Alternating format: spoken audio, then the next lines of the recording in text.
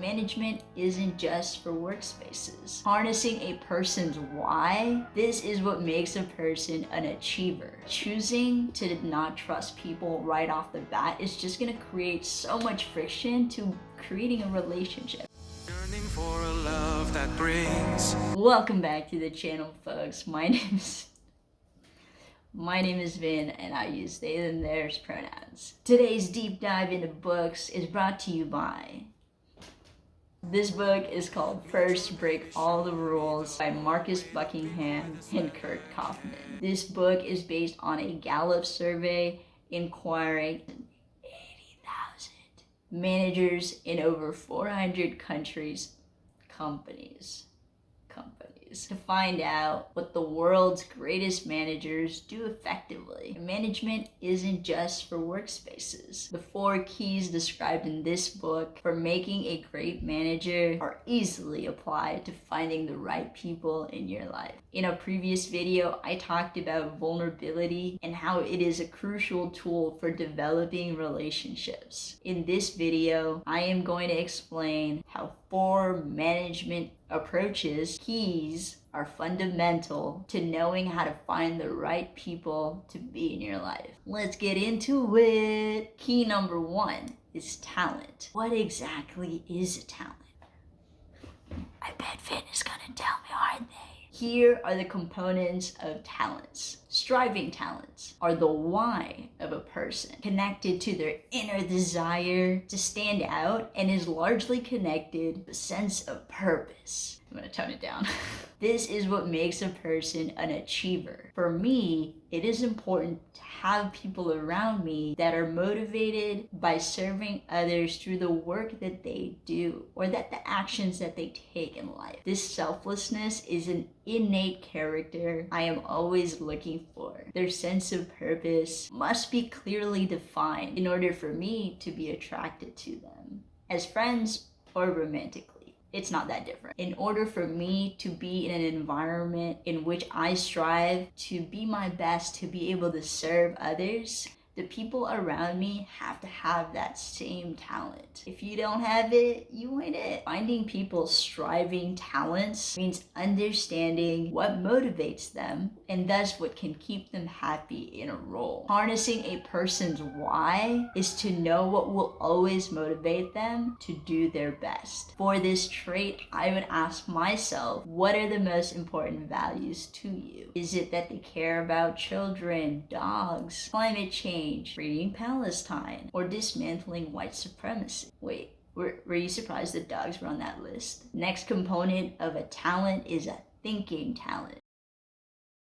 This is the how of a person. How do they think? How do they reason? How do they decide? Now, a striving talent is really important for me to align with. A thinking talent is not as big of a priority to me. How a person thinks doesn't have to match me exactly. I think it's actually really key to have people that think differently than you. You will find more unique solutions when you expose yourself to other types of hows in your approach to life. How do they receive feedback? How do they solve problems? You have to play to people's strengths, regardless of how different that might be from your own or your company's approach. My partner and I have vastly different approaches to life. He can never stop his brain from going. It is always on and thinking. Mine shuts down around 8 or 9 p.m. The mornings aren't great for him to process a bunch of information about chores, even though I have been up since 6 a.m. And he knows that evenings for me are meant to turn my brain off and not to discuss a million things regarding politics and the status of the world. I love you, honey.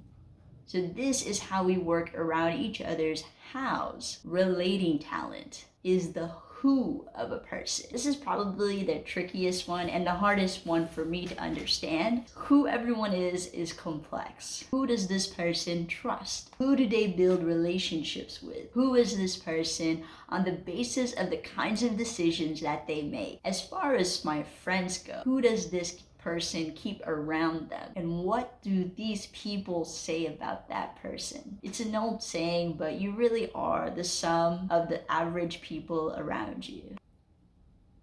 You are the average of the people around you. Something like that. So make sure that the average person that you are spending time with is the kind of person that you want to be. Some questions I have asked myself many times in my life. Who is this person outside of work? Who are they at home? Who are they as they go about their community? Talents are not special. They are simply recurring patterns of thought, feeling, or behavior. People's most basic essence. I don't need somebody that thinks exactly like me, but it is important to me that they have a sense of purpose in their life. You have to know what matters to you within these terms. Over time, your views and definitions will change because you will change as a person. I am really focusing in this next year in 2024 to find mentors, people that have a lot of experience in doing what they're doing. And that's not like to say that my current friends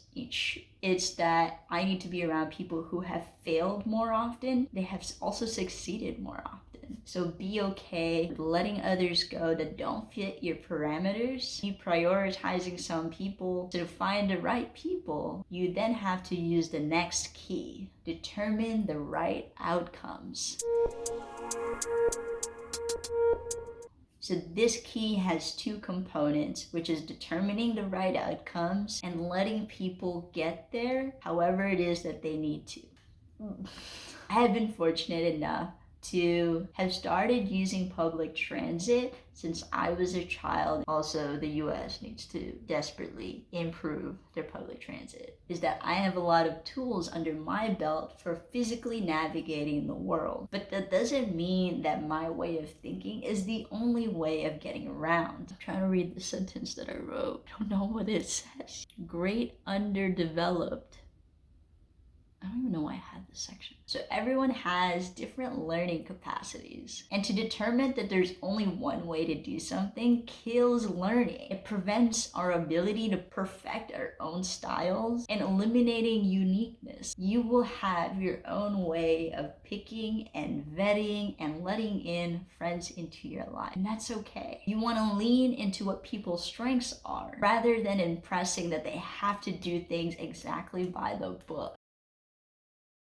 It is unwise to believe that trust has to be earned, and an emergent strategy from Adrienne Marie Brown is to trust the people and they will become trustworthy. And this is actually one of my core principles for friendships. I don't believe that you have to earn my trust to be in my life. I can really very easily take it away by just like stopping being friends with you. And I know obviously there are always going to be circumstances where that doesn't apply. When someone that you're really close to abuses your trust. I give my trust freely when it comes to just sharing information about myself, because that is an approach that I take in order to make people feel like they can trust me. So trust the people and they become trustworthy. And then some people, they give me advice and I don't listen. But choosing to not trust people right off the bat is just gonna create so much friction to creating a relationship. Just trust people. Just trust them. Use these parameters. In most cases though, if you can trust others openly, you will learn that they will trust you back. And that is invaluable. Suspicion is a permanent condition. I have a set of standards for the kind of friends that I welcome into my life. They have to have a certain political alignment. They have to be truly kind and selfless people. And they have to be the type that are willing to work on themselves. Figure out, what does this person need in their life? Next, what is right based on your goals? The third key is something that I've kind of been alluding to this whole time. What could it possibly be? Focus on strengths. Let people become more of who they already are when they are around you. I love noticing and pointing out little things that I enjoy about people. How their eyes light up when they talk about something. How they say certain words, because I think it's so quirky and cute. How they care and prioritize their families. Sometimes to their detriment though. This allows people to be themselves when they are with you. You always have to think of a person holistically.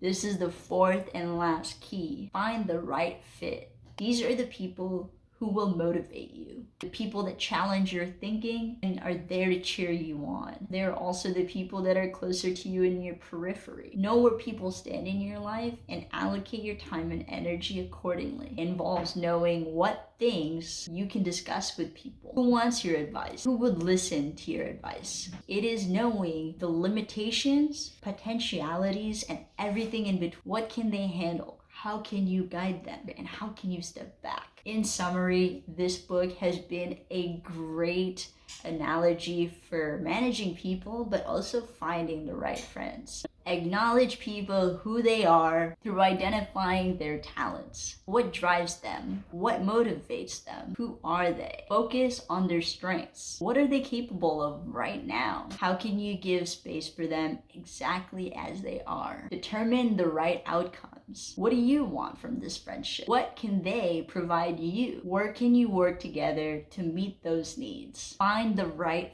fit. Know the roles that these people will play in your life. Will they be active or more passive? Inner circle or periphery? Okay, folks, that's all I got. If you stayed to the end, thank you so much for watching. Hit like, subscribe, and leave a comment on something you learned today. Until next time, Moviti.